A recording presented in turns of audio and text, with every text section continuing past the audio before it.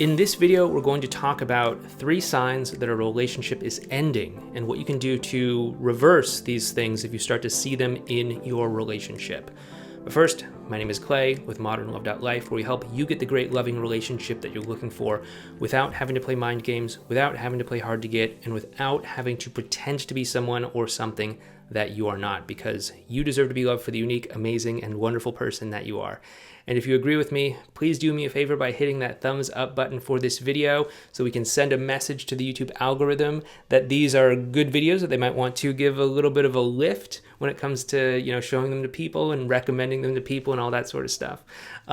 And also, please feel free to subscribe to this channel as well, too, so that you can get notified when we post and upload new videos that might be helpful for you. Also, I wanted to let you know that we do have our new course that I told you about yesterday called Effortless Connection.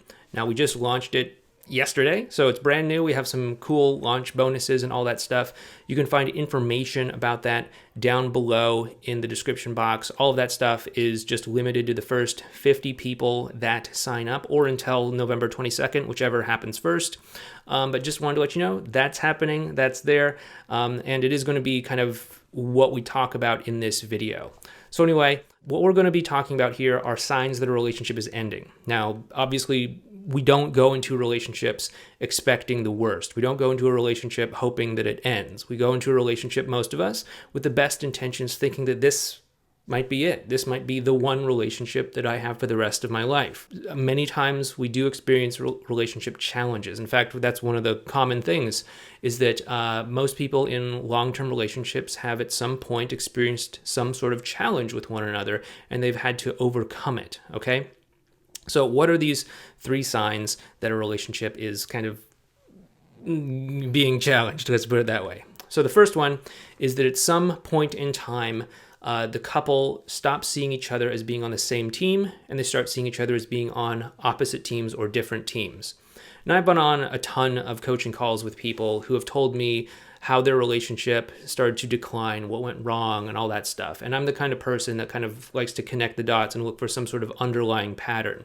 It's not just cheating. It's not just, oh, he was a dirtbag or something like that. There's something else that caused the relationship to decline, because it's not like someone's going to be like Prince Charming, and then as soon as you marry them or something, they're going to turn into a dirtbag. It's not the case. But what usually happens is that at some point, the two people split, and they stop seeing each other and stop behaving as if they're on the same team and they have the same values and goals and all that stuff.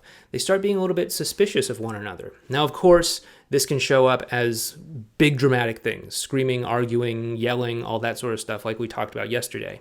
But it can also show up as smaller things, like not trusting your partner to be understanding of you, not trusting them to be open and honest with you, you not being open and honest with them, any sort of other way that you might not necessarily believe that they're going to be on the same team as you, support you, that the two of you maybe have different intentions or something like that. And that is really the first thing that starts to indicate that a relationship is in decline and that it could be having some tough times down the road. So if this is happening, it's not a death sentence for your relationship by any stretch.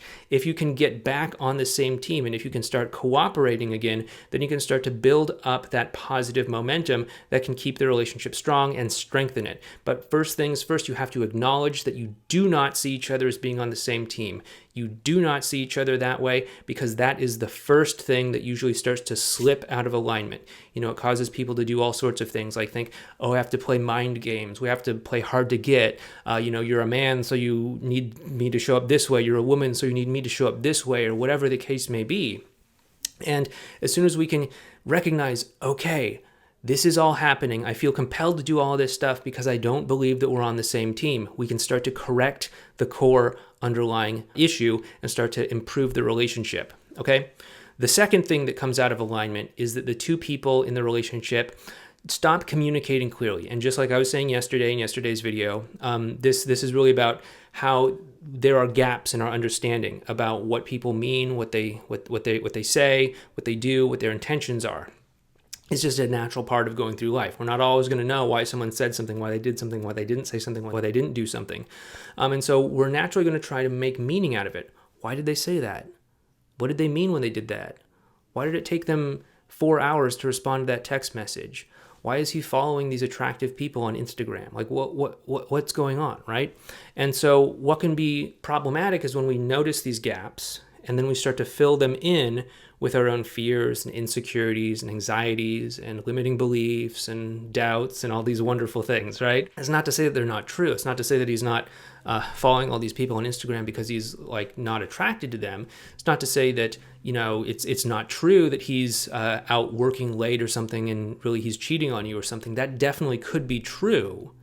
But if we start to assume that it's true without any evidence, and then we start to act on that, it's just going to reinforce the fact that we don't have that same team aspect in place, and it's going to drive us further apart. It's going to drive us further and further into being more entrenched in opposite teams.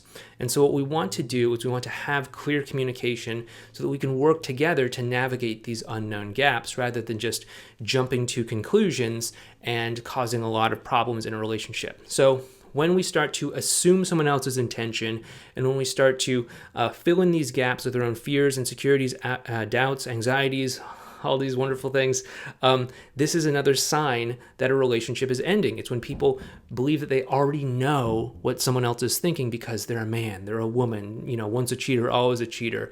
You know, you're just that kind of person. You're a stubborn person. You have an anxious attachment style. You have an avoidant attachment style. So there's no way that we'd ever be able to have a conversation like this. It must mean that you're doing this or whatever the case may be. You have narcissistic personality disorder because I took a quiz on the internet, or you have all these sorts of things.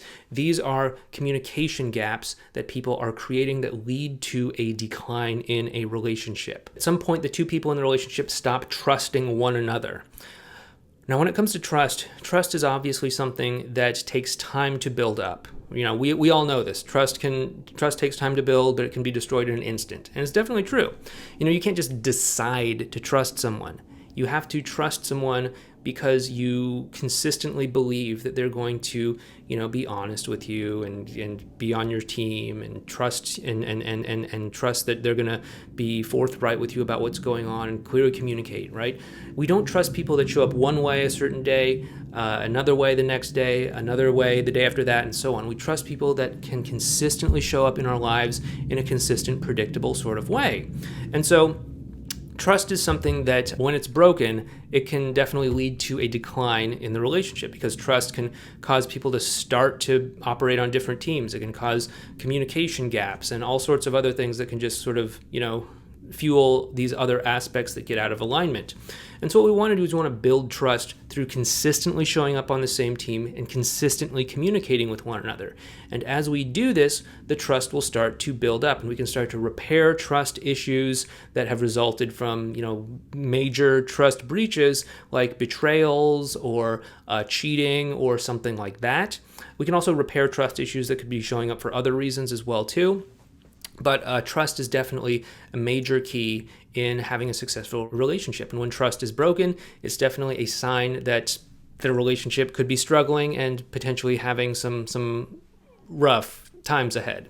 So these are the three things that signal the end of a relationship. Again, this is not like set in stone. If you start to see these things, it's not like a death sentence for your relationship.